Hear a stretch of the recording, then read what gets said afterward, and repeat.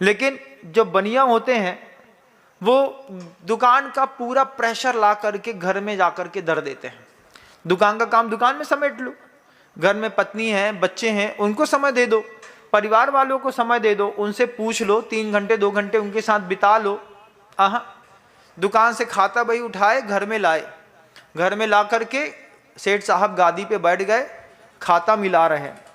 अब खाता में किसका कितना रकम आई, किसकी चढ़ी नहीं चढ़ी, रोज के रोज नामचे के पर्चे से खाते में चढ़ाना। पत्नी बोलती है सो जाओ थोड़ा सा, सो जा तू, सो जा, अभी बाद में बात करना, अगाड़ी को काम देखना, माने आगे का काम देखना है। तो उसमें कर रहे हैं। अब उसी संकलेश के साथ, आर्त और रौद्र परिणाम के साथ आपने अपना रात्रि विश्राम किया, जबकि जीवन प्रबंधन कहता है कि सोने से पहले 1 घंटा पहले अपनी लेशा के परिणाम को बिल्कुल नॉर्मल कर लो। ग्रीष्म काल में आग बरसती गिरि शिखरों पर रहते हैं, वर्षा ऋतु में कठिन परिचय तरुतल रहकर सहते हैं, तथा शिशिर हेमंत काल में बाहर भू पर सोते हैं। वंद साधु ये वंदन करता दुर्लभ दर्शन होते हैं। गुरुवर ने योगी भक्ति का पद्यानुवाद किया है। उस पद्यानुवाद को अगर आपने नहीं पढ़ा है तो एक बार पढ़िएगा, आपको अपूर्व आनंद आएगा।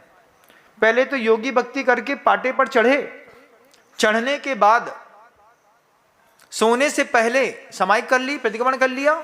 समाहिक के बाद अभी सोना नहीं है, अभी पहले 12 भावनाओं का चिंतन चलेगा। 12 भावनाओं में अनित्य, अशरण, ये सारी भावनाओं को लेकर के, बोधि दुर्लभ भावनाओं को लेकर के, अनुप्रेक्षाओं को लेकर के साधु चिंतन कर चुका होगा। फिर अध्यात्म के समय सार को पढ़ते पढ़ते पढ़ते जब वो बैठे बैठे एकदम से उसको ऐसा झटका आएगा, तब बगल वाला धीरे से कहेगा सो जाओ। और उसी गाथा को आधी गाथा पढ़ी और आधी गाथा पढ़े पढ़े साधु जीवन बहुत अलग जीवन बंधु। समाहिक में एक बार बैठ जाते हैं और अगर मान लीजिए पाठ इत्यादि चल रहा हो तो फिर लेटता नहीं है, बैठे बैठे ही वो सो लेता है। ऐसे बैठे बैठे, अरे लेट जाओ, घर में कोई होता, घर में होता ना तो कोई बोल देता सो जाओ। साधु जीवन जब एकाकी होता है उस समय कोई बोलने वाला नहीं होता सो जाओ।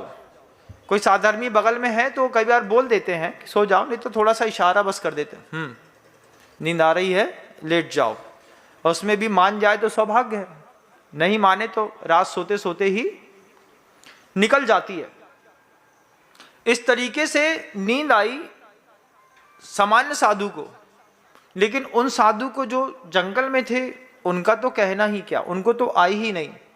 हम सोते हैं ऐसा चिंतन करके, आप सोते हैं रौद्र ध्यान का चिंतन करते हुए। उस रौद्र ध्यान के चिंतन से आपकी कषाय की शक्ति ऐसी खराब हो चुकी होती है कि सोते हैं तो सोते साथ ही भयंकर सपने आना शुरू होते हैं। और शायद ये दुनिया में किसी को मालूम हो या ना मालूम हो, जैन शासन इस बात को कहता है कि स्वप्न में भी अगर आपने कोई कर्म का बंध किया है तो उसका भी फल आपको भोगना पड़ेगा। मतलब दुस्वप्न ना आए इसकी भी जवाबदारी आपकी खुद की रहती है।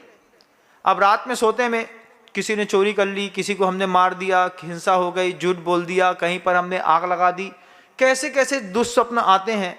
सांप दिख रहे हैं, बिच्छू दिख रहे हैं, केकड़ा दिख रहा है, लेकिन साधु नहीं दिख रहा।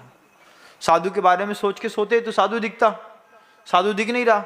अब सोते सोते सुपारी का रेट बढ़ गया, ओह हमारे घर में कितनी 12 बोरा बची, ज़्यादा नहीं है। अरे भैया अभी नींद लगी है, अब वो चिंता कर रहा है फलानी फर्म के यहाँ सुपारी का ट्रक उतर रहा था, 1 ट्रक ले लिया होता तो आज मैं लखपति हो गया होता। आँख खोली तो देखा सपना हो गया। क्या है? बोले हाँ उतनी जितनी पड़ी उतनी पड़ी है। और सुबह सोकर के उठाओ, देसावर से फोन आ गया, सेठ सुपारी का रेट 150 रुपये किलो बढ़ गया है। राती में सपना आया था मेरे को, राती में मेरे को सपने में दिख रहा था सुपारी का रेट बढ़ने वाला है, और बढ़ करके वो सही में बढ़ गया। ये बात हो गई। आप इस तरीके के रौद्र परिणाम के साथ, आर्त परिणाम के साथ आप सोते हैं। आपकी निद्रा में, उस साधु की निद्रा में जमीन आसमान का अंतर है। आचार्य भगवंत कहते हैं ये भी एक सबसे बड़ी आत्म प्रवंचना है। जब तुम्हें पता है तुम्हारा दोना एक दिन छूट जाएगा, फिर क्यों दोने के चक्कर में अपने आप को बर्बाद करते हो? इतना संकल्प ले लो थोड़ा सा। जो पढ़े लिखे लोग होते हैं उनके यहाँ ये नियम बहुत अच्छे से चलता है कि दुकान का वर्कलोड वो घर पे लेकर के बिल्कुल भी नहीं आते, लेकिन आप लेकर के घर तक पहुंच जाते हैं। और फिर उस वर्कलोड से आपकी पत्नी प्रभावित होती है, बच्चे प्रभावित होते हैं, परिवार का हर एक सदस्य प्रभावित होता है। वो आपकी जवाबदारी है, उनको संभालिए, लेकिन उनको प्रेशर मत दीजिए। तब जाकर के गृहस्थ जीवन में एक सौंदर्य और खिलता है। आचार्य जी ने कह दिया कि दोने के बाद आत्मप्रवंचना। आत्मप्रवंचना में सबसे बड़ी आत्मप्रवंचना है स्वयं को ठगना। कोई और आपको ठगता तो अलग बात थी, लेकिन आपने अपने आप को ठगा, ये सबसे गलत बात थी। आचार्य जी कहते हैं जो काम आप कर सकते हैं और नहीं करते हैं धर्म के क्षेत्र पे, उसकी एक बार सूची बना करके देखिए।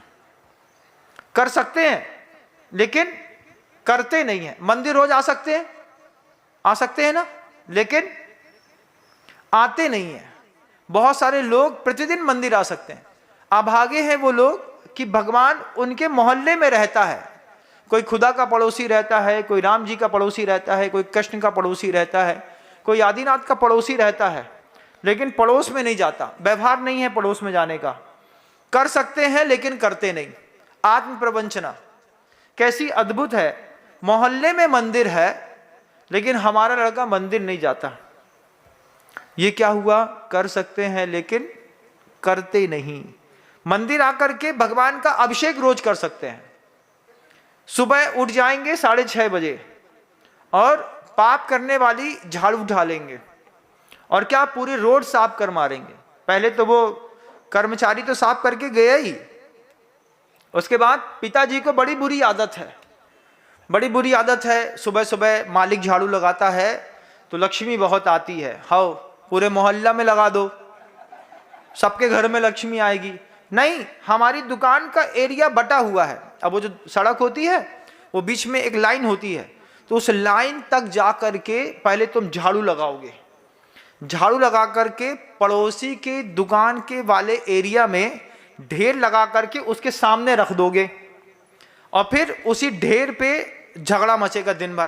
कहा भैया कितनी बार बोली तुमने हमारे घर के सामने ढेर मत लगाया करो। अरे भैया तुम्हारे घर के सामने नहीं लगाओ, सड़क में लगो। सड़क में लगो, जो सड़क में जो लाइन है, लाइन के उस तरफ लगाते, तुमने लाइन किस तरफ लगा दिया। अब उसमें भी मजा आता है कुछ लोगों को। कितना मजा आता है। चाहते तो डस्टबिन से उठा करके उस थोड़ी सी डस्ट को किनारे पर रख देते, कहीं पर और छोड़ देते। हम वहीं करेंगे क्या?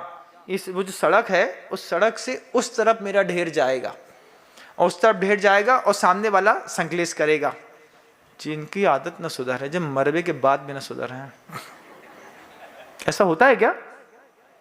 होता है ना? समर्थन है ना? फिर ठीक है। दोस्तों, अगर आपको मेरी वीडियो अच्छी लगती है तो प्लीज़ मेरे चैनल को लाइक, शेयर, सब्सक्राइब करिए और इसी तरह से अपना प्यार देते रहिए। धन्यवाद।